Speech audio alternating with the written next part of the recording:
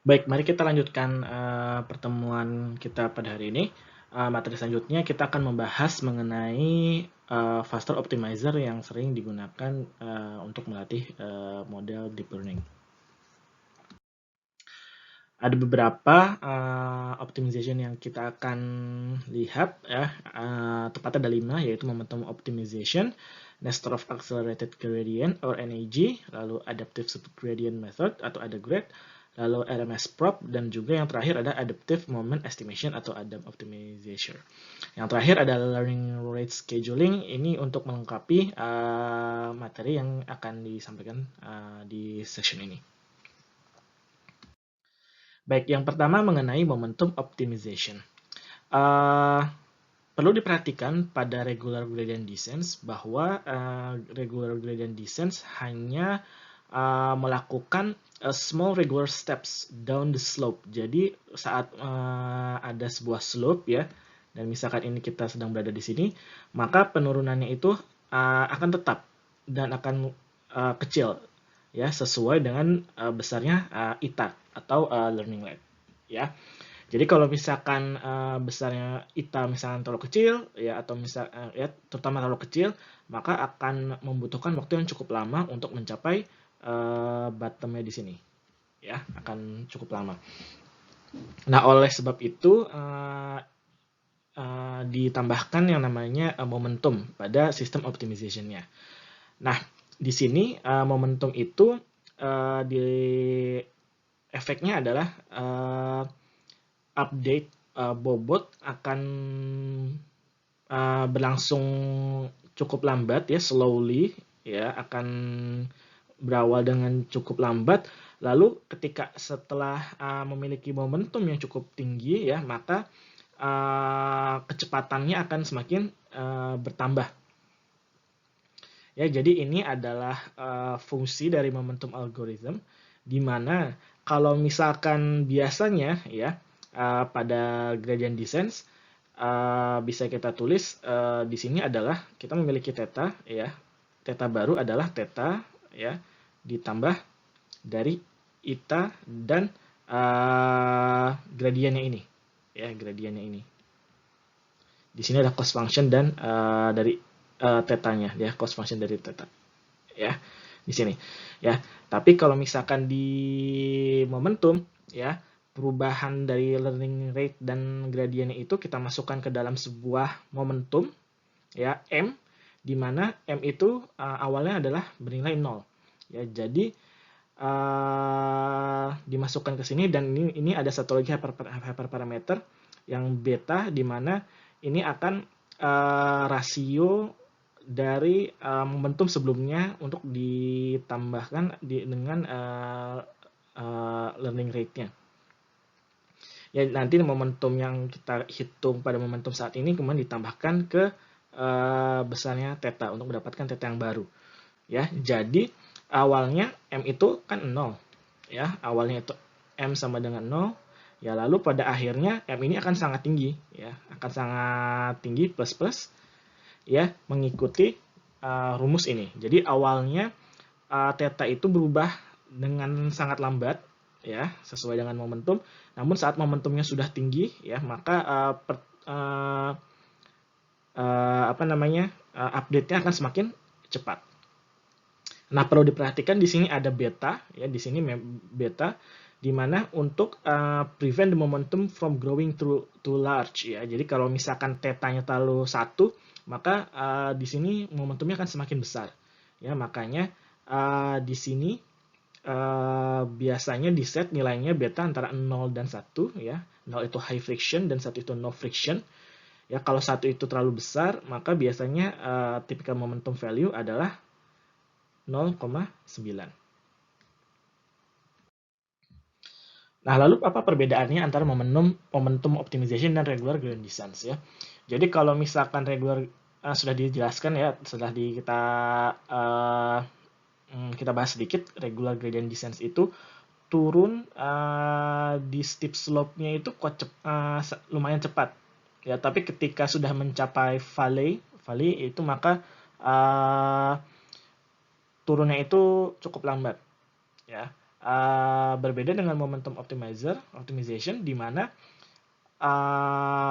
penurunan di value-nya akan cukup besar karena momentum yang didapat setelah beberapa update akan semakin cepat. Nah, momentum optimization ini mengizinkan kita untuk keluar dari plateau atau lokal minima lebih cepat dibandingkan regular gradient descent. Baik, selanjutnya kita akan membahas metode optimization yang lain yang bernama Nesterov Accelerated Gradient. Nah, ide dari Nesterov Momentum Optimization ini atau Nesterov Accelerated Gradient atau NAG adalah kita mengukur gradien dari cost function itu bukan pada local points awal, ya, tapi setelah kita menambahkan direction dari momentumnya. Jadi lihat di equation ini. 115 di sini ya.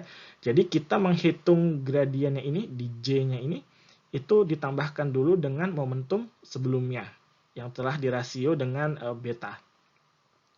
Baru kita tambahkan lagi dengan betanya, dengan momentum plus rasionya, lalu kita dapatkan momentum dan momentum itu lalu kita update untuk mengupdate theta. Nah, jadi bisa dilihat di sini ya, kenapa kita ingin menambahkan momentum sebelum menghitung gradien.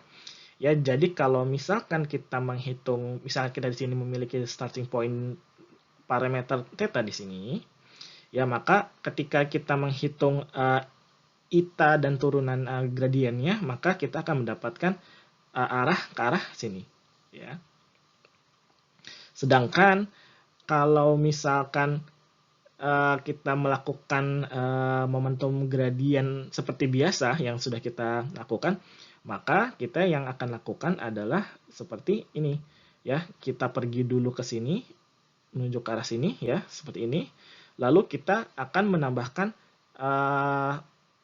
beta momentum ditambahkan ke sini, jadi kita akan menuju ke titik ini ya.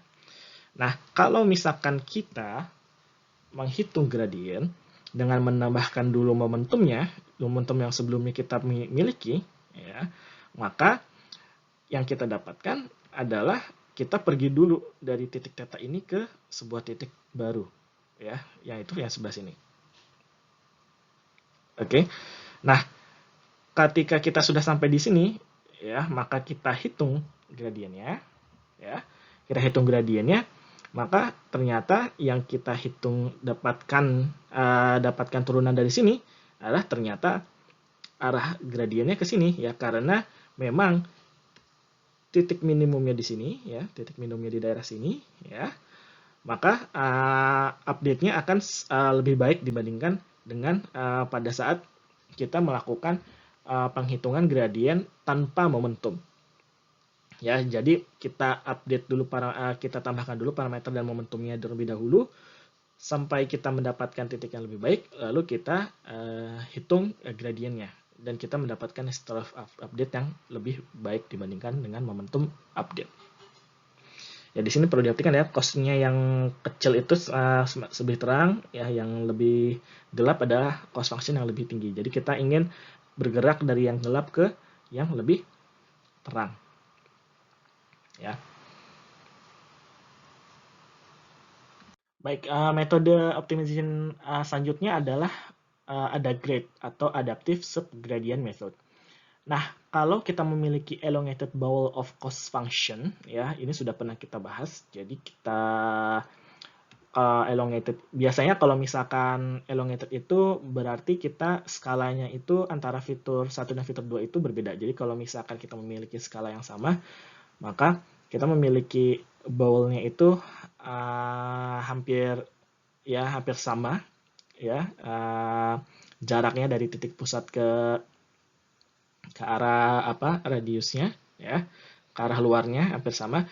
Kalau misalkan karena kita memiliki skala fitur yang sama, kalau misalkan kita memiliki yang berbeda, maka elongated-nya bowel cost function-nya itu bisa seperti ini. Ya, ini pernah kita bahas di pertemuan sebelumnya. Nah, kalau misalkan kita memiliki cost function seperti ini, ya maka biasanya update-nya itu kita akan pergi ke steepest slope terlebih dahulu ya, quickly going down the steepest slope. Tapi biasanya kadang-kadang arahnya itu berbeda dari arah titik global minimumnya. Jadi bisa saja pada misalkan kita awalnya di titik ini, bisa saja awalnya itu steepest slope-nya itu ke arah sini gitu. Ya, ke arah sini. Padahal kalau misalnya kita lihat sebenarnya global minimumnya itu sebenarnya ke arah sini. Tapi karena steepest slope-nya ke arah sini, dilakukan update ke arah sini. Nah, maka sebenarnya hal inilah yang kadang-kadang membuat proses training itu lebih lama. Karena arahnya itu tidak sesuai dengan titik dari global minimumnya. Nah, metode ADA grade ini, inilah yang metode ADA grade ini mencoba untuk melakukan koreksi terhadap arah dari arah gradiennya. Nah, dengan cara apa? Dengan cara sebenarnya melakukan scaling terhadap besaran gradien terhadap seluruh fitur yang ada. Jadi kalau misalnya salah satu fiturnya lebih besar, maka akan di scaling sehingga jumlah atau paling tidak scale rata-rata gradiennya itu hampir mirip antara satu fitur dengan fitur yang lainnya. Ya, jadi di sini secara rumus diadakan yang namanya rumus fungsi ini, ya, di mana kita menghitung di sini seperti biasa, ya, menghitung gradien dari tetanya. Nah, tapi dilakukan elemen wise multiplication, ya, antara turunannya lagi, antara gradiennya lagi. Jadi gradien seperti layaknya gradien kuadrat di sini. Ya, lalu setelah itu kita mendapatkan nilai S, ya, di mana sebenarnya S itu adalah tadi kata saya bilang kayak mirip seperti scaling, ya. Lalu kita lakukan nilai scalingnya itu di akar kuadrat. Plus di sini errornya ini supaya avoid division by zero. Jadi takut S-nya itu ada yang nilainya 0, maka ditambahkan nilainya dengan sangat kecil untuk menghindari division by zero. Ya, jadi ditambahkan sedikit, tapi sebenarnya ini nilai dari scaling di akar kuadrat, ya. Lalu nilainya dibagi di sini. Ini adalah represent element wise division. Ya, jadi setelah di kuadrat, dalam tanda petik di kuadrat, ditambahkan dengan scale sebelumnya, ya, lalu nilai scale-nya itu di akar kuadrat lagi, ya, dan dibagi dan digunakan untuk mengecilkan nilai dari gradien yang betulnya, yang awalnya, ya. Nah, ini yang sebenarnya membuat scale-nya ini tadi, ya, scale-nya ini berubah, ya. Jadi yang scale-nya terlalu besar, yang nilai gradien terlalu besar menjadi lebih kecil.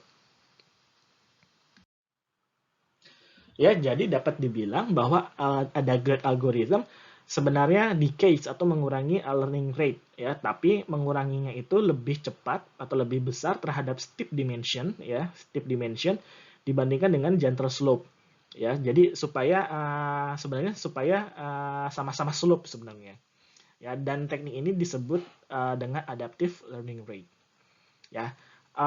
Beberapa benefits, ya, ketika kita menggunakan adaptive learning rate, yaitu saat update kita itu menggunakan gradien yang betul-betul mengarah ke global optimum, ya, pada figure ini yang tadi sudah saya juga coba gambar sendiri. Jadi kalau misalkan dengan menggunakan gradient descent, ya, arah update-nya itu tidak sesuai dengan arah dari titik global minimum yang sebenarnya. Nah, ketika kita menggunakan ADA grade, ya, maka titik atau arah dari gradiennya itu mengarah langsung kepada global minimum. Ya, jadi lebih cepat dalam proses pelatihannya. Lalu juga sering dikatakan bahwa adaptive learning rate itu menggunakan atau membutuhkan less tuning of learning rate parameter ITA, ya, karena sudah diatur sendiri seberapa besar learning rate-nya tergantung dari slope yang ditemukan, gitu. Ya, namun ada beberapa catatan mengenai ADA grade, ya. Kadang-kadang ada grade ini menjadi apa ya, membuat penurunan itu sangat kecil ya, sehingga berhenti terlalu cepat ya, karena scaling down-nya terlalu besar ya di sini, the learning rate gets scaled down so much, jadi algoritma malah berhenti padahal belum mencapai global minimum. Ya, tetapi mengetahui atau mengerti mengenai ada grade ini akan sangat dibutuhkan untuk mengerti adaptive learning rate algoritma yang lain. Nah, optimization method berikutnya adalah RMS-prop yang mana mencoba memperbaiki kelemahan dari ada grade, di mana kelemahan dari ada grade itu sudah dijelaskan sebelumnya ya, sering berhenti terlalu cepat dan tidak pada titik konvergen di global optimum. Ya, jadi bagaimana cara RMS-prop memperbaiki ada grade ya adalah dengan cara menggunakan update scalingnya itu hanya beberapa histori ke belakang. Ya, kalau misalkan di ada grade menggunakan gradiennya ini keseluruhan gradiennya yang dimiliki. Ya, kalau misalkan di RMS-prop itu menggunakan 1 minus beta di sini. Ya, jadi hanya menggunakan menggunakan gradients from the most recent iteration. Ya, di sini sudah ditulis sebenarnya. Jadi beta di sini sudah tadi dijelaskan decay rate ya, yang mana ada hyperparameter dan biasanya di set nilainya adalah 0,9. Ya, jadi kalau misalkan kita menggunakan hanya most recent iteration dari nilai gradient, maka kekurangan ada grade ini bisa tidak diselesaikan, tapi maksudnya bisa dikurangi ya. Nah, pada masalah-masalah yang kecil, pada problem-problem yang kecil, RMS-prop itu biasanya selalu lebih baik dibandingkan dengan ada grade ya. Jadi bahkan saking bagusnya RMS-prop ini kemudian dipakai sebagai fondasi untuk optimization method berikutnya, yaitu Adam optimization. Ya, dan sebelum Adam optimization biasanya studi-studi sebelumnya menggunakan RMS-prop untuk melakukan optimisasi. Nah, metode optimization yang terakhir yaitu adaptive moment estimation atau ADAM ya, di mana sebenarnya ada menggabungkan ide-ide yang terdapat pada momentum optimization dan RMS-prop ya. Jadi di momentum optimization kita keep track the exponentially decaying average of past gradient ya, dan dari RMS-prop itu keep tracks an exponentially decaying average of past squared gradients. Jadi dari RMS-prop ini bisa kita lihat dari momentum dulu deh.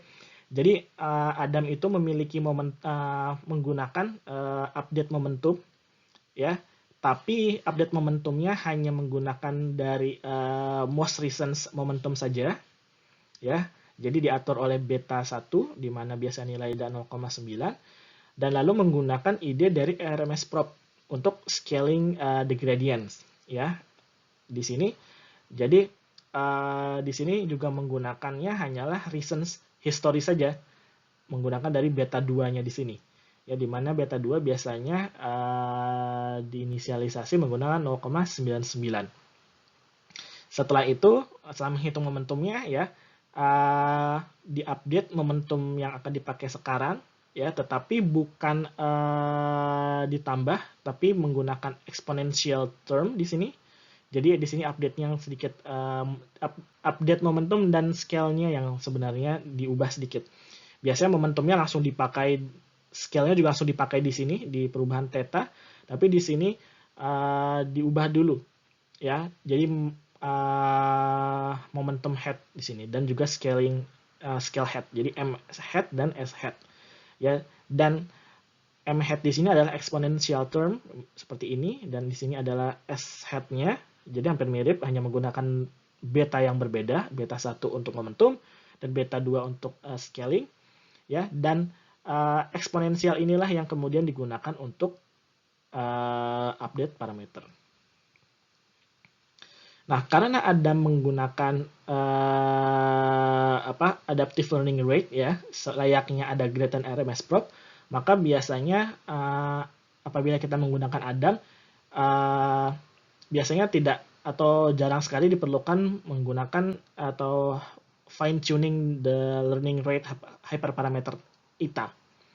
Ya, biasanya dengan default value 0,001 Adam sudah sangat lebih cepat atau lebih baik digunakan dibandingkan dengan gradient descent. Ya, biasanya kita harus mencari nilai dari eta-nya sendiri, berapa yang paling baik untuk problem kita, tapi biasanya dengan Adam nilai eta-nya 0,001 biasanya sudah performanya lebih baik dibandingkan dengan gradient descent biasa. Nah, akan tetapi kita juga bisa melakukan learning rate scheduling juga, ya, apabila kita masih menginginkan, ya. Jadi karena idenya adalah finding a good learning rate atau eta itu bisa sangat tricky. Jadi di sini bisa kita lihat kalau eta-nya terlalu tinggi, ya, maka loss value-nya akan malah semakin naik, ya, diverge. Kalau misalkan nilai eta-nya terlalu kecil, turunnya akan sangat lambat. Ya, kalau misalkan terlalu tinggi, ya, terlalu tinggi akan suboptimal. Ya, jadi maksudnya malah masuk ke biasanya ke mana? Ke bukan global optimum, ya, ke local optima, dan juga memantul-mantul di sekitar optimum, ya. Jadi bisa dibilang kalau terlalu tinggi malah suboptimal.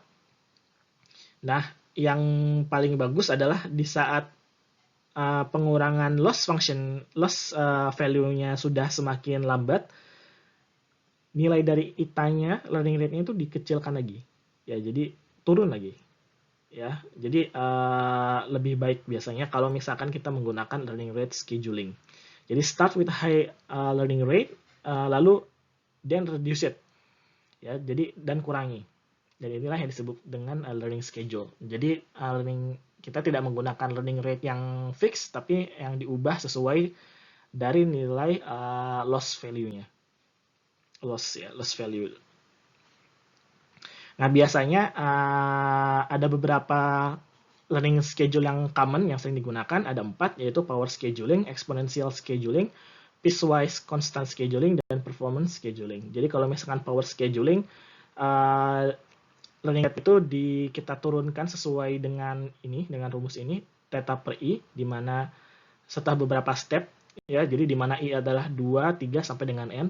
Jadi ini fix S-nya step, misalkan step 10 step, kita kurangi nilai dari eta-nya sesuai dengan rasio i-nya, ya, dibagi 2, dibagi 3, seterusnya. Atau kita bisa menggunakan exponential scheduling, di mana learning rate drops down by a factor of 10 after S step, ya. Jadi S step-nya juga tetap fix, misalkan step 10, itu learning rate-nya kita turunkan dengan 10, ya, itu namanya exponential scheduling. Atau bisa juga dengan piecewise constant scheduling. Jadi kita yang menentukan besaran dari learning rate eta berikutnya yang lebih kecil setelah S step, ya. Atau kita juga bisa melihat atau menggunakan performance scheduling di mana kita mengurangi learning rate by a factor of lambda, ya, dari sebuah menggunakan faktor ketika error loss-nya ini, ya, loss atau error-nya ini berhenti menurun. Jadi seperti ini kita lihat, ya, ketika berhenti menurun, learning rate-nya dikurangi, ya, sehingga loss atau error-nya itu kembali semakin mengecil. Baik, kita masuk ke materi berikutnya, yaitu avoiding overfitting through regularization. Ya, kita mencoba bagaimana agar kita tidak mendapatkan overfitting menggunakan regularization. Apabila kita membahas mengenai overfitting dan regularization, ya, kita harus mengingat yang namanya bias and variance trade-off. Ya, jadi kalau misalkan underfitting, ya kita bisa lihat terlalu banyak bias, tapi ketika saat kita sudah masuk ke overfitting, maka sebenarnya modelnya itu variansnya terlalu banyak. Jadi kita mencoba mencari titik optimal kapasitinya. Ya, jadi hal ini sangat penting karena deep neural networks itu biasa memiliki berpuluh ribu atau bahkan berjuta-juta parameter.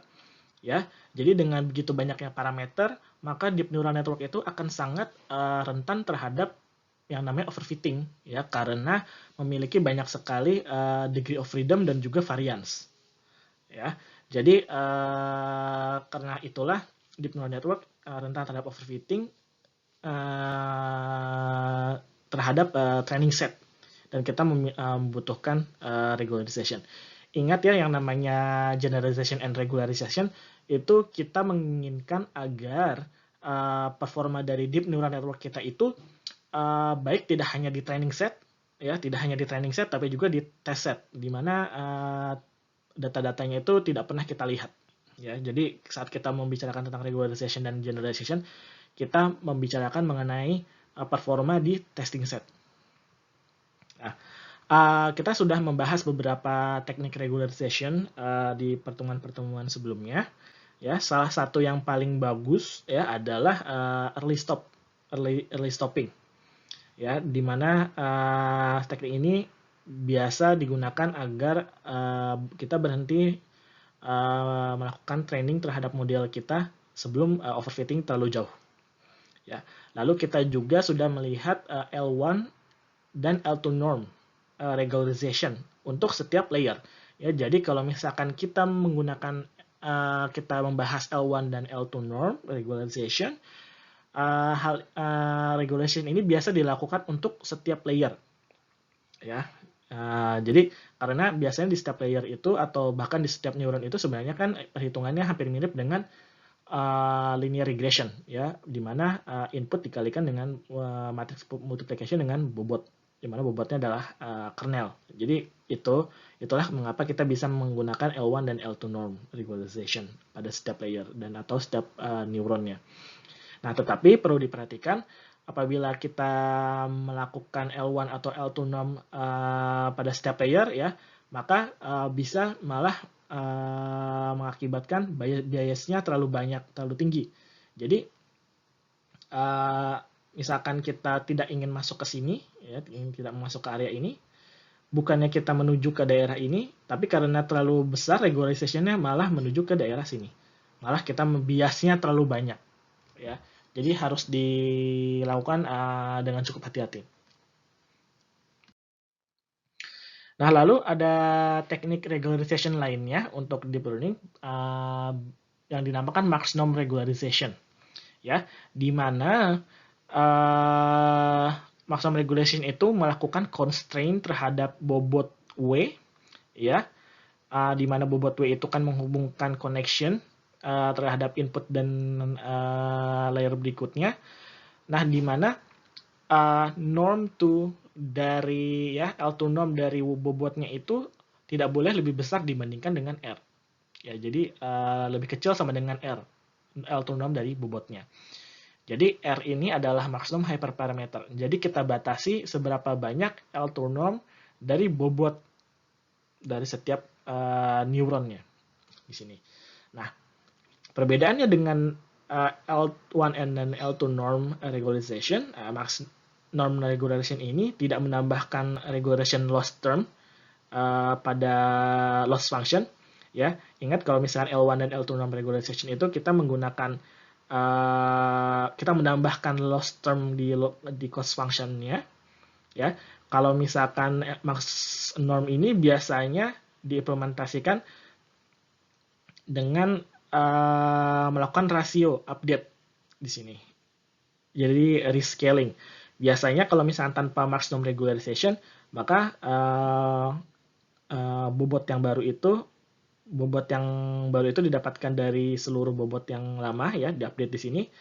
Kalau misalkan ada Mark's norm regularization, maka ini dilakukan scaling menggunakan R, di mana R itu adalah Mark's norm hyperparameter per L2 norm dari bobotnya.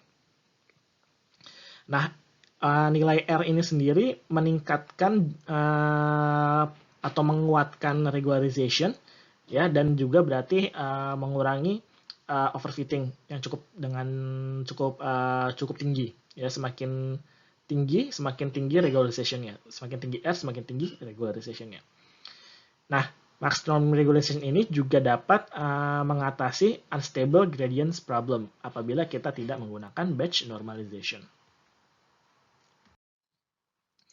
Nah, teknik regulation berikutnya adalah dropout, ya, di mana dropout ini adalah salah satu teknik yang paling populer untuk melakukan regularization di deep neural networks.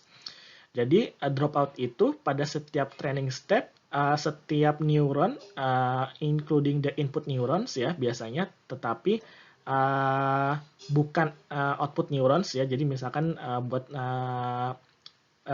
di sini output neuron itu tidak pernah di drop, ya, memiliki probability of P, ya, of being temporarily drop out, ya. Artinya neuronnya itu dianggap tidak ada pada saat training step, padahal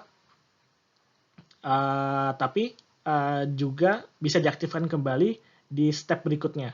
Jadi pada setiap step dihitung sebuah probability P, ya, untuk di drop, tapi pada berikutnya juga dihitung lagi, ya. Tapi pada saat dropping ini hanya dilakukan pada saat training, dan saat testing biasanya neurons tidak di drop, ya. Jadi bisa akan dilihat, misalkan ini adalah standard neural nets, ya, di mana pada saat training seluruh neurons di setiap layernya itu aktif, tapi pada saat training ada beberapa neuron yang di drop, ya. Jadi hanya menyisakan beberapa koneksi antara input dan hidden layer berikutnya. Nah, hyperparameter P ini sendiri disebut dropout rate dan biasanya diset nilainya antara 10-50%. Ya, jadi biasanya nilainya itu 20-30% apabila kita menggunakan sequential model atau biasanya di current neural nets.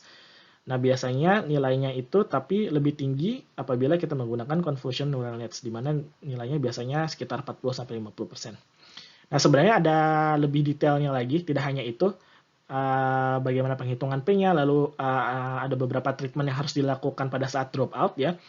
Cuma apabila saya tidak bahas di sini, tapi apabila tertarik silahkan baca technical paper-nya di sini. Sudah saya cantumkan, jadi silahkan dibaca. Nah, bisa juga kita menggunakan teknik dropout yang lain yang bernama Monte Carlo dropout. Perlu diingat saat kita menggunakan regular dropout, ya, neuron-neuron yang ada di neural network itu tidak di drop lagi pada saat testing atau prediction. Nah, di Monte Carlo dropout, neuron-neuron yang ada di dalam neural network itu mempunyai probabilitas di drop lagi di testing ataupun prediction, sehingga pada saat testing atau prediction ini terdapat beberapa atau sebuah uncertainty, ya, terhadap sebuah prediksi. Dalam arti lain, kita membuat prediction yang biasanya deterministik setelah training, setelah training menjadi non-deterministik, ya. Jadi membuat prediction itu non-deterministik. Contohnya dalam penggunaannya, misalkan kita menggunakan Monte Carlo dropout, maka ada kemungkinan beberapa neuron itu di drop secara acak, ya, sehingga apabila kita melakukan satu kali prediction terhadap menggunakan satu instance yang sama, maka hasilnya akan berbeda di setiap 100 prediction. Ya, jadi karena ada Monte Carlo dropout, prediction akan memberikan 100 hasil yang berbeda, probability. Nah, karena hasil-hasil probability-nya berubah pada setiap prediction, maka kita bisa menghitung mean dan standard deviation atau variance dari uncertainty di prediction. Untuk Monte Carlo dropout sendiri bisa dilihat secara detail di paper ini ya, dropout as a Bayesian approximation yang diusulkan pada tahun 2016. Nah, ini adalah contoh penggunaan dari MC dropout ya, Monte Carlo dropout. Ya, misalkan kita memiliki sebuah prediction model untuk fashion MNIST, yang mana fashion MNIST ini adalah sebuah dataset yang terdiri dari 10 kelas ya, 10 kelas pakaian. Jadi ada t-shirt, trouser, pullover, dress, coats, sandal, shirt, sneaker, bag, and ankle boot. Ya, jadi ada 10 jenis pakaian. Nah, kalau misalkan kita menggunakan prediction tanpa Monte Carlo dropout, maka pada prediction ya, setelah training, maka bisa jadi probability yang kita dapatkan pada prediction itu sangat kuat. Itu seperti ini. Jadi satu kelas yaitu ankle boot ini probability prediction-nya itu 0,99. Jadi hampir 99% probability-nya sebuah instansi itu adalah ankle boot. Nah, cuma pertanyaannya bisa dipercaya nggak? Karena dari model itu sangat yakin, ya. Nah, kalau misalkan kita menggunakan Monte Carlo dropout, ya, maka kita saat melakukan prediction itu ada sebuah uncertainty. Jadi menghasilkan setiap prediction itu menghasilkan probability yang berbeda-beda. Jadi bisa dilihat di sini probability-nya itu turun, ya. Ada yang 0,68, ada yang 0,64, ada yang 0,97, ya. Tapi kalau misalkan kemudian misalkan kita average ya, hasilnya akan seperti ini. Jadi average-nya itu 0,62, ya. Nah, kalau misalkan kita lihat dari sini ya, dari average-nya 0,62 masih ke arah ankle boot. Ya, tetapi ada lagi kelas-kelas lain yang memiliki probability kurang yang lumayan besar ya. 0,22 itu adalah sandal dan 0,16 itu adalah sneaker. Yang mana sebenarnya juga wajar karena 0,16 itu sneaker dan sandal itu adalah sama-sama footwear ya. Jadi bentuknya sangat mirip dengan ankle boot ya. Dan hasilnya ini lebih wajar ya. Jadi karena ada ketidakpastian terhadap sebuah instance atau sampel apakah ankle boots, sneaker ataupun sandal gitu. Salah satu teknik regulasi lainnya yang biasa digunakan di deep learning adalah penambahan jumlah data. Jadi salah satu cara yang paling baik ya untuk melakukan regularization di machine learning, terutama deep learning, agar membuat model kita generalize better, adalah menambahkan jumlah training data yang kita miliki. Nah, salah satu alasan kenapa artificial neural networks itu di dekade sebelumnya jarang digunakan pada aplikasi komersial adalah karena jumlah data pada saat itu sangat terbatas. Nah, saat ini jumlah data digital yang kita punya sangatlah banyak sehingga kita dapat melakukan eksploitasi terhadap jumlah data yang terkumpul. Nah, hal ini dijelaskan di buku Deep Learning ya, bahwa pada tahun 2016 rule of thumb-nya untuk supervised deep learning algorithm atau model biasanya mencapai performa yang baik pada generalization apabila setiap setiap kategori atau kelasnya itu memiliki sekitar 5.000 labeled example ya untuk training data. Lalu juga dikatakan bahwa sebuah supervised model itu performanya mencapai level manusia ya apabila sebuah dataset itu untuk trainingnya ya memiliki paling tidak 10 juta labeled example. Nah, hal yang mengenai jumlah training data sendiri juga sudah sering dibahas pada dekade-dekade sebelumnya, terutama di kedua paper ini ya, terutama pada tahun 2009 ini yang berjudul The Unreasonable Effectiveness of Data. Ya, jadi dikatakan bahwa sebenarnya classical machine learning algorithm pun ya, kalau misalkan diberikan jumlah data yang sangat banyak, ya maka performanya akan semakin meningkat. Ya, jadi tidak hanya deep learning saja, tetapi classical machine learning seperti memory based atau bahkan perceptron ataupun naive Bayes itu performanya akan sangat meningkat apabila diberikan training data yang cukup banyak, ya yang sangat banyak. Ya, ini dipopulerkan oleh paper dari Peter Norvig pada tahun 2009 ya. Jadi judulnya The Unreasonable Effectiveness of Data.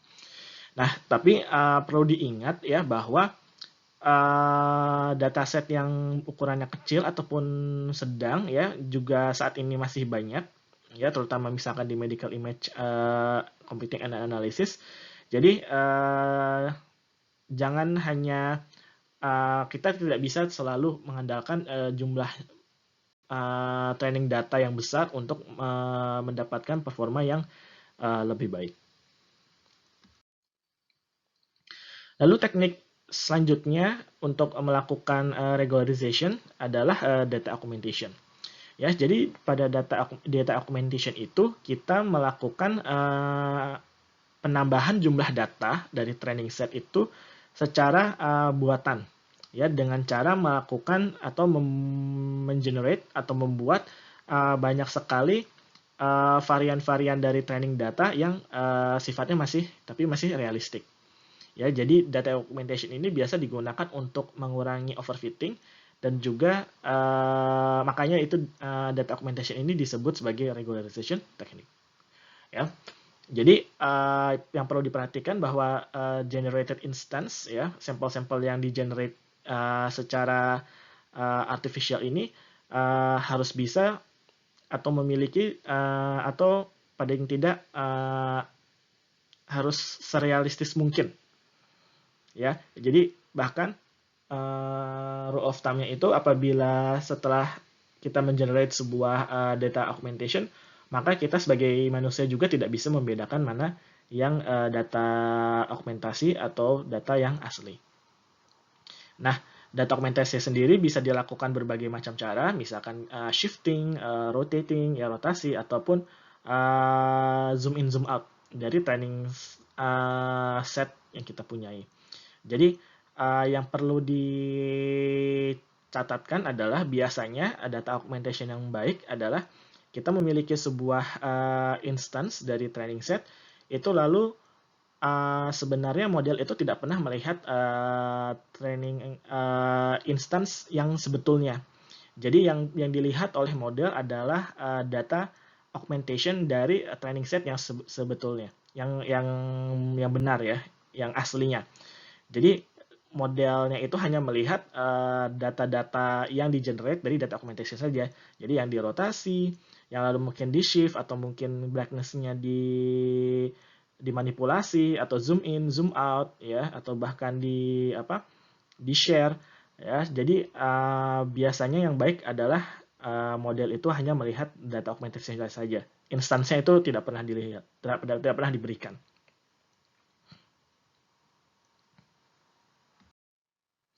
Lalu teknik regulasi berikutnya adalah bagging, yang mana adalah singkatan dari bootstrap aggregating.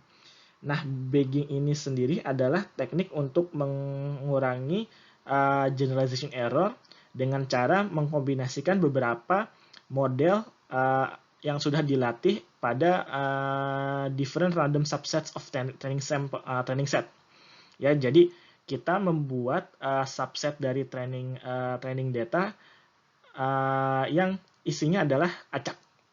Ya, jadi samplingnya untuk setiap subset itu dilakukan secara replacement. Jadi setiap elemen atau instance itu mungkin muncul di satu subset yang sama. Ya. Nah, setelah training, ya, maka setiap model yang dilatih dengan menggunakan subset yang berbeda melakukan prediksi terhadap data yang sama, lalu diadakan voting. Ya, jadi misalkan ini kita ada training set, maka dilakukan random sampling with replacement, yaitu makanya nama atau biasa disebut bootstrap, ya. Jadi di sini adalah subsetnya dari sini, subsetnya dari sini, subsetnya dari sini, subsetnya dari sini. Lalu juga dengan replacement, jadi satu data bisa disampel 2 kali atau lebih di subset yang sama. Lalu kita melatih model neural network ataupun model apapun yang sama tapi dilatih dengan subset training yang berbeda.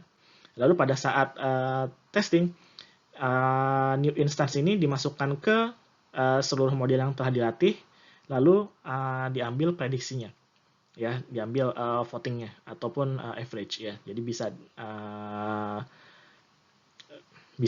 voting biasanya, voting atau average, ya. Nah, biasanya strategi di machine learning ini biasanya model averaging, ya, yang tadi saya katakan bisa average atau voting, dan lalu teknik-teknik jadi model yang melakukan teknik bagging ini biasa disebut ensemble method. Teknik regulasi yang lain adalah adversarial examples atau hard negative.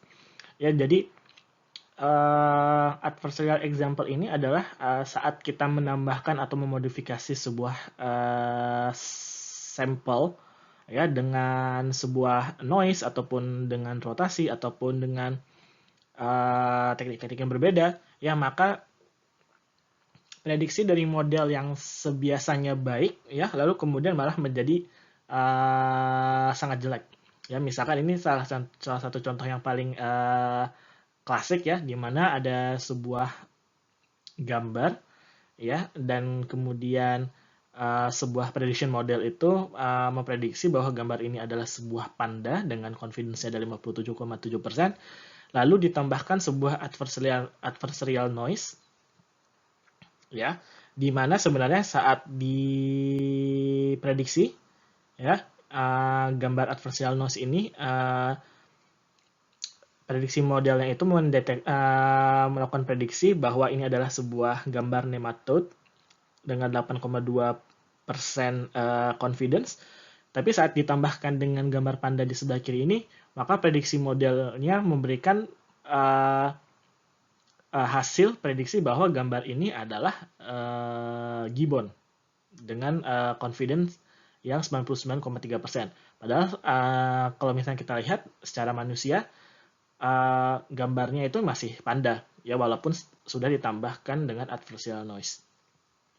Ya, begitu juga bisa saat kita melakukan adversarial rotation, ya, saat kita rotation entah bagaimana caranya, ternyata prediksinya berubah, yang tadinya vulture, ya, menjadi orangutan, ya. Lalu ini juga bisa di sini kita berdasarkan dari training data, ini adalah gambar dari bungkus, misalkan bukan hotdog, ya, tapi karena dilakukan sebuah adversarial photographer di mana angle-nya itu berubah, ya, maka prediksi gambar ini malah menjadi hotdog, ya. Dan ini adalah sebenarnya salah satu contoh dari hard negative, ya. Jadi di sini bisa dilihat di contoh sebelah kanan bahwa kalau misalnya kita ada sebuah gambar, ini adalah unambiguous bird, ya, dengan jelas ini adalah sebuah burung. Lalu sebelah kanan ini adalah secara unambiguous sebuah sepeda. Ketika kita berikan sebuah gambar yang ambigu, ya, bagaimana model itu bisa memprediksi gambar-gambar ambigu. Nah, ini gambar-gambar ambigu ini biasa disebut dengan hard negatif, ya. Nah, jadi kita bisa meningkatkan performa dari generalization dari model kita, ya, dengan cara memberikan data-data yang ambigu sebenarnya, yang dibilang hard negatif. Jadi data-data yang sangat sulit untuk dilakukan prediksi oleh model. Nah, dengan memberikan data-data seperti ini, ya, yang hard negatif, yang ambigu, yang sulit dilakukan prediksi, maka harapannya adalah model deep learning kita itu memiliki tingkat generalization yang lebih tinggi, ya. Jadi tidak overfit ke data-data yang tidak ambigu. begitu. Nah, untuk adversarial example sendiri banyak sekali papernya ya, jadi silahkan dibaca kalau misalkan tertarik dengan topik ini. Di sini sudah saya tuliskan keywordnya ya, regularization using synthesized sample menggunakan from a generative adversarial network atau GAN ya. Biasanya GAN ini digunakan untuk memberikan adversarial example ke model supervised. Jadi silahkan dicari dan dibaca. Lalu teknik regulasi selanjutnya adalah sebenarnya menambahkan convolutional networks atau convolutional layer dan kedalamannya ya. Jadi secara kalau misalkan kita membandingkan antara fully connected layer dan convolutional network ya, maka penggunaan convolution network dan convolution neural network yang dalam ya di convolution networks, maka sebenarnya itu adalah bentuk dari generalization dari fully connected layer. Ya, di sini misalkan adalah efek dari depth dari convolutional network. Jadi ini adalah tes akurasi ya, jadi di mana bisa dilihat bahwa penambahan jumlah layer dari deep neural networks itu biasanya akan meningkatkan tingkat akurasi di tes data. Karena apa? Karena dengan menambahkan jumlah convolutional layer, maka kita secara tidak langsung mengekstrak high level features yang digunakan untuk melakukan prediksi. Ya, akan tetapi perlu diingat bahwa pada suatu saat peningkatan tes akurasi ini akan melandai ya karena sudah mencapai titik jenuh ya. Jadi ada suatu saat nanti penambahan layer itu tidak akan berpengaruh terhadap akurasi dari tes data. Lalu ini juga bisa dilihat bagaimana ini adalah tes akurasi menggunakan three layer convolutional layer ya. Yang ini adalah three fully connected ya, di mana sebenarnya bisa dilihat tidak terlalu berbeda antara convolutional dan fully connected layer ya. Lalu di sini adalah X yang adalah number of parameter ya. Nah, kalau misalkan kita menggunakan 11 layer convolutional layer, maka di sini bisa kita lihat peningkatan tes akurasi itu juga meningkat ya. Jadi bisa dilihat kalau misalkan kita menggunakan convolutional layer ya dengan 11 layer itu jumlah parameternya biasanya lebih sedikit tapi menghasilkan tingkat tes akurasi yang lebih tinggi dibandingkan dengan fully connected layer. Baik, mari kita masuk ke materi selanjutnya yaitu hyperparameter tuning dan model selection. Jadi hyperparameter tuning ini sangat berguna karena deep neural network itu atau deep learning model lainnya biasanya memiliki banyak sekali hyperparameter yang harus kita set di awal training ya. Jadi harus di-set secara manual. Lalu kita juga model selection ini ya nanti sangat berguna apabila kita harus memilih beberapa model dan memutuskan mana model yang paling baik untuk digunakan di sebuah setting. Baik, metode pertama yang digunakan untuk model selection adalah cross validation. Ya, cross validation ini sangat umum digunakan untuk model selection dan hyperparameter tuning. Jadi cross validation ini dilakukan sering ya digunakan untuk menganalisa generalization dari sebuah model terhadap sebuah training set atau training data.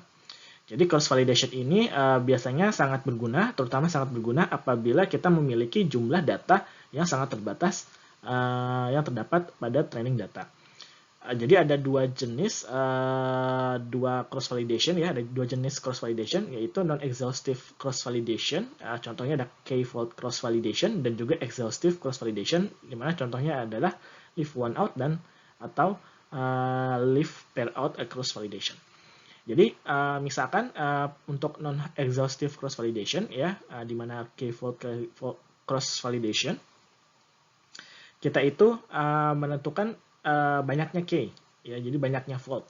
Jadi misalkan kita mempunyai 9 buah data, ya, maka untuk menggunakan K-fold cross validation kita menentukan K itu, misalkan adalah 3, lalu kita shuffle datanya, ya.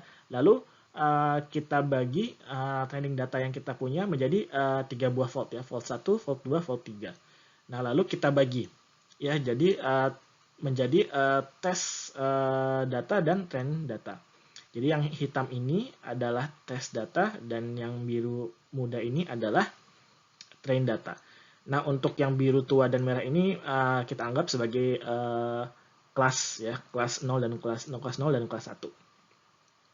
Ya, jadi bisa kita lihat setiap data pada training data itu mendapatkan atau dijadikan tes di setiap fold yang berbeda, ya. Jadi data 276 dijadikan tes untuk fold 1, data 401 dijadikan tes pada fold 2, sedangkan 835 dijadikan tes pada fold yang ketiga. Sisanya digunakan untuk training data. Nah, lalu bagaimana kita bisa mengetahui performanya, performa dari model yang kita sedang kita kembangkan, ya kita lakukan hitung mean atau average dari performance dari semua fold yang kita miliki, ya. Perlu catatan, ya, ada catatan bahwa apabila kita melakukan hal seperti ini, sebenarnya ini adalah bukan true performance, ya, karena datanya itu kita bagi-bagi. Jadi average performance atau mean performance yang kita dapatkan dari semua fold ini adalah sebenarnya sebuah estimation, ya. Namun masih sangat berguna untuk menentukan apakah model yang kita miliki itu mempunyai generalization yang bagus pada training data yang kita punya. Lalu cross validation yang lain adalah exhaustive cross validation, ya, di mana setiap data itu kita jadikan tes data sendiri pada setiap validation. Jadi di sini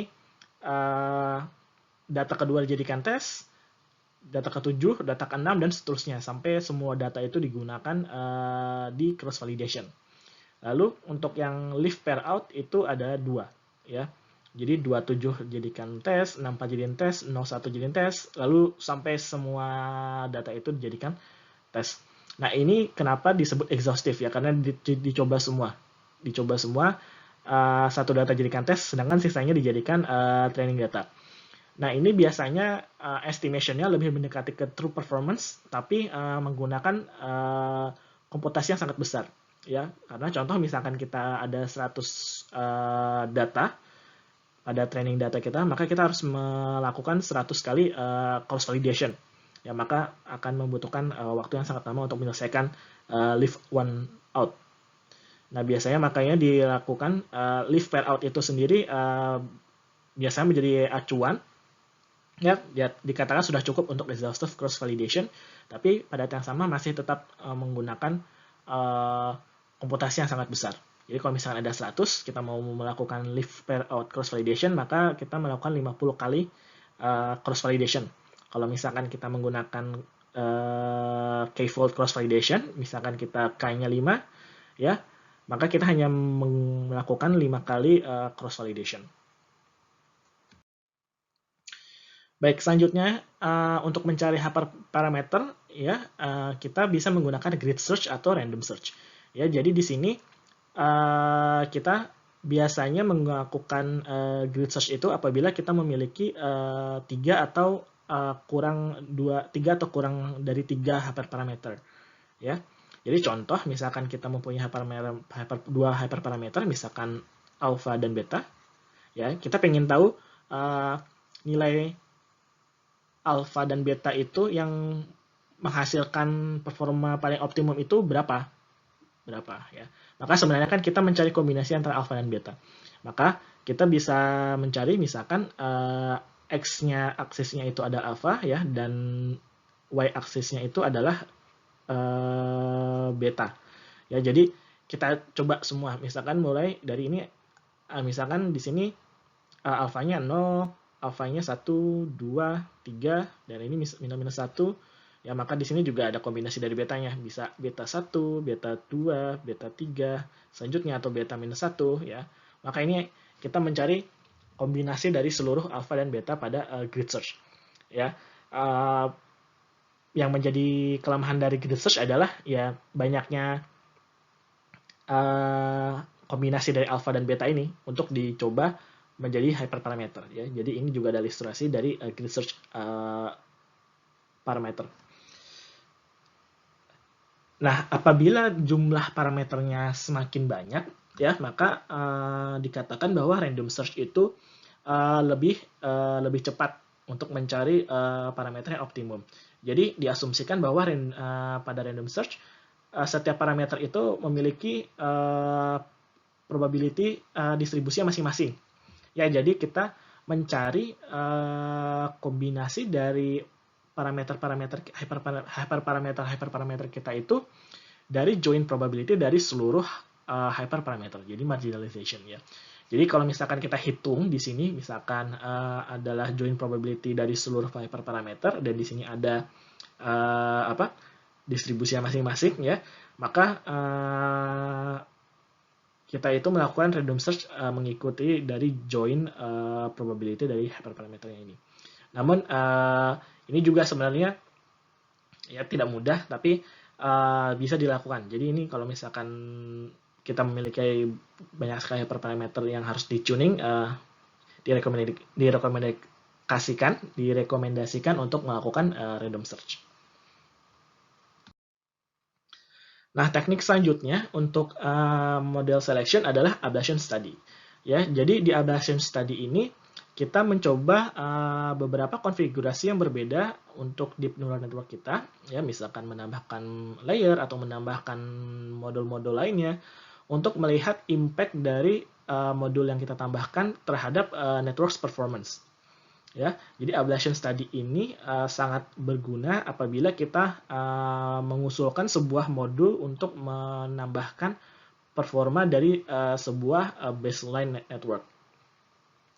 Ya, jadi misalkan kita membaca sebuah paper, lalu paper tersebut kita jadikan baseline, ya, maka kita ingin mengusulkan modul-modul, ya, supaya bisa meningkatkan performa dari baseline, maka kita bisa melakukan ablation study, ya. Jadi misalkan misalkan ada modul yang kita tambahkan di akhir dari baseline, ya, lalu kita coba hitung performanya, atau kita juga menambahkan modul lainnya, tidak hanya modul pertama, kita menambahkan modul kedua, ya, yang kita jadi ada connection antara baseline ke modul kedua, lalu kita gabungkan dengan modul pertama.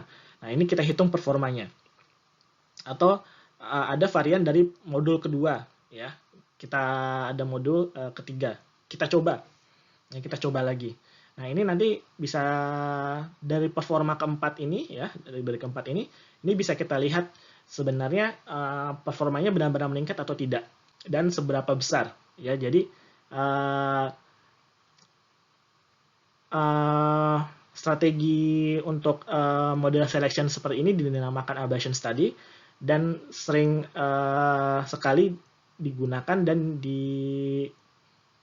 ditulis di berbagai paper di machine learning dan deep learning. Baik, kita masuk ke materi terakhir, yaitu combining multiple modalities di deep learning. Jadi sangat sering dalam sebuah penelitian atau studi di mana kita harus mengkombinasikan beberapa modality yang berbeda. Ya, misalkan kita ingin melakukan sebuah tugas atau task di mana inputnya itu ada dua. Yang pertama misalkan image, ya. Yang kedua adalah teks. Nah, di image ini bagaimana kita bisa mengombinasikan antara informasi yang kita dapatkan di image dan di teks, ya. Bagaimana caranya? Nah, ini adalah sebenarnya kita berbicara mengenai hal ini. Nah, biasanya apabila kita ingin mengkombinasikan berbagai macam modalities, kita menggabungkannya dengan concatenation atau addition.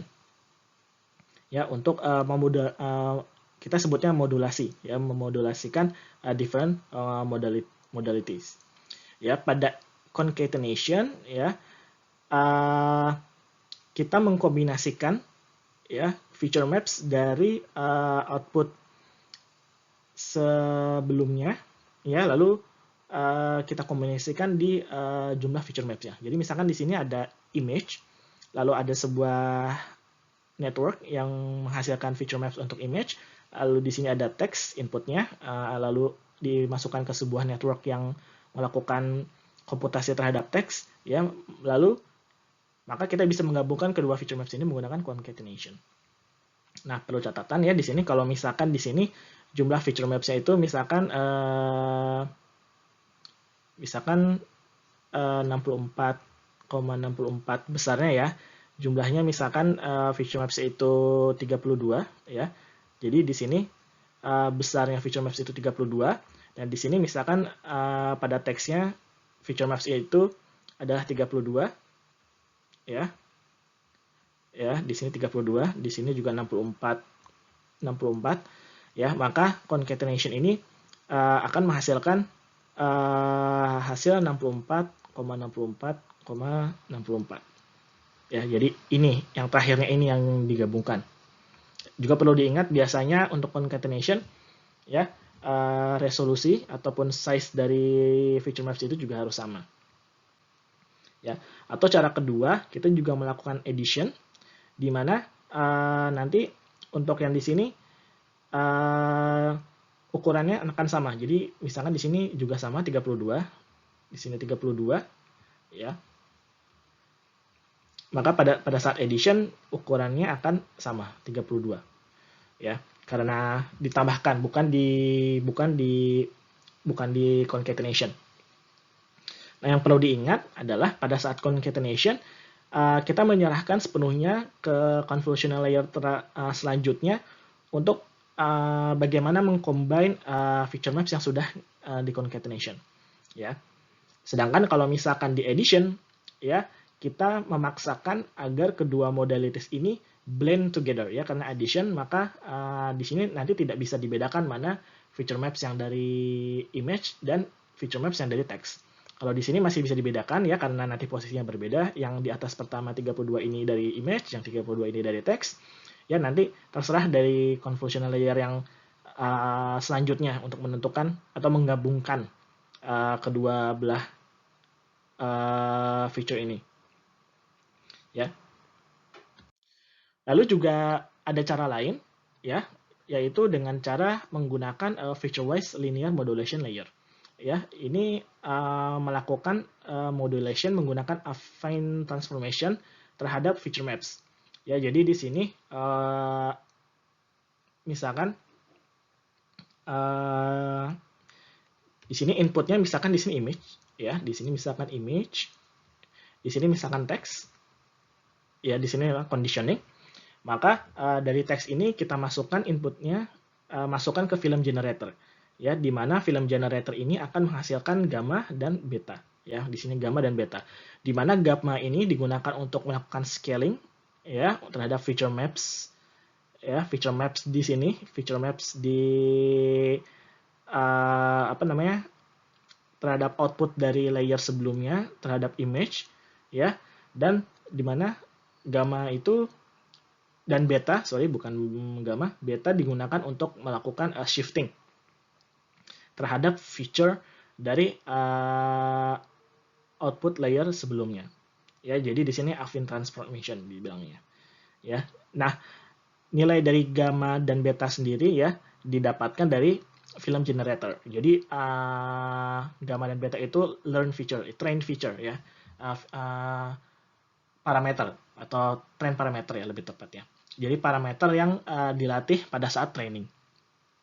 Jadi penggabungan feature map sebelumnya itu tergantung dari gamma dan beta, ya. Jadi keluaran dari film layernya itu nanti adalah seperti ini, ya. Kalau misalkan ingin melihat visualisasi dari film layer ini, feature wise linear modulation ini, bisa ke link ini ya, nanti akan terlihat bagaimana feature map itu dilakukan modulation menggunakan film layer ya. Jadi silahkan, akan sangat jelas. Baik, mari kita tutup pertemuan kali ini dengan membahas summary dari materi-materi yang sudah kita sampaikan. Hal terpenting yang harus dapat kita pahami di pertemuan kali ini adalah banyak sekali learning teknik yang dapat digunakan dalam pelatihan deep neural network ya. Jadi ada learning teknik yang digunakan untuk menangani vanishing exploding gradient problem, ada yang dapat digunakan untuk mempercepat training seperti transfer learning dan juga fuzzy optimizer. Lalu juga kita ada learning teknik yang digunakan untuk menangani overfitting ya, menggunakan berbagai macam cara regularization. Lalu kita juga bisa ada menggunakan ya hyperparameter tuning dan model selection, lalu juga combining multiple modalities ya. Jadi summary dari pertemuan kali ini adalah memahami fungsi dan manfaat dari setiap learning teknik ya yang sudah dibahas akan sangat berguna untuk melakukan implementasi dan pengembangan deep neural network di kemudian hari. Baik, selanjutnya kita akan membahas representation learning using deep convolutional neural network.